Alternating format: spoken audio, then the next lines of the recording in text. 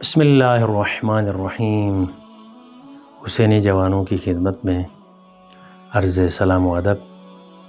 ایک شبہہ جو ہے وہ عموماً ڈسکس کیا جاتا ہے، وہ یہ ہے کہ امام علیہ السلام کو، امام حسین علیہ السلام کو کیوں مظلوم کہا جاتا ہے، جبکہ جنگ کے میدان میں سب کچھ ہوتا ہے، مارا بھی جاتا ہے، مار کھایا بھی جاتا ہے۔ سید الشہداء نے بھی ان کے افراد کو قتل کیا، امام کے لشکر نے بھی، اور انہوں نے بھی امام کو اور ان کے اصحاب کو، انصار کو، اعوان کو شہید کیا۔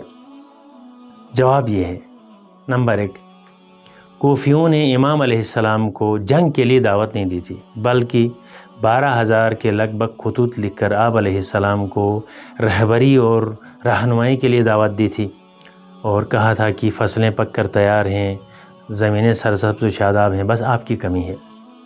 امام کو دھوکہ دے کے بلایا گیا، اور بلانے کے بعد آپ پر پانی بند کیا گیا، اور مہمان کو شہید کرنا یہ بہت بڑا جرم ہے، اور بے عنوان مہمان شہید ہونا امام علیہ السلام کی مظلومیت تھی۔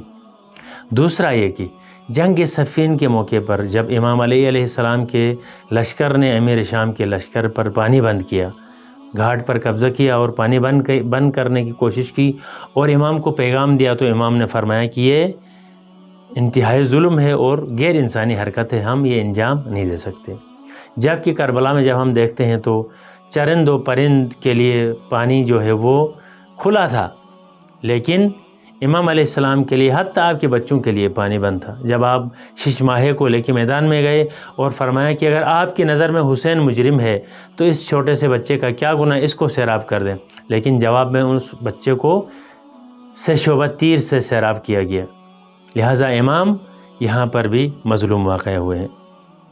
اگلا جو جواب ہے وہ یہ ہے کہ شہادت کے بعد اصول ہے کہ میدان جنگ میں کوئی شہید ہو جائے تو عالم اسلام میں پیغمبر خدا کی بھی یہ حدیث ہے کہ میدان جنگ میں قتل ہونے والے کی لاش کا مسئلہ نہ کیا جائے، جبکہ آیت تطہیر کے اس مصداق کو فرزند رسول کے جسد اطہر کو مسئلہ کیا گیا۔ عمر سعد نے 10 افراد کو تازہ نال لگا کر گھوڑوں کے ذریعے سے امام علیہ السلام کے بدن اطہر کو کچلنے کا حکم دیا، اور آپ کے سینے کی پسلیوں کی ہڈیاں جو ہیں وہ کمر مبارک کی ہڈیوں کے ساتھ ملحق ہو گئی۔ اگلا جو نقطہ ہے وہ یہ ہے کہ بے گناہ کو مارنا اسلام میں جائز نہیں ہے۔ امام علیہ السلام کا کیا گناہ تھا، جبکہ آپ آیت تطہیر کے وارث ہیں، امام معصوم ہیں، جوانان جنت کے سردار ہیں؟ اتنے پاکیزہ انسان کو ایک میدان میں بلا کر دھوکے سے شہید کرنا آپ کی مظلومیت کی دلیل ہے۔ خداوند متعال قیامت کے دن امام حسین علیہ السلام کی شفاعت ہمارے نصیب میں فرمائے۔ والسلام علیکم ورحمۃ اللہ۔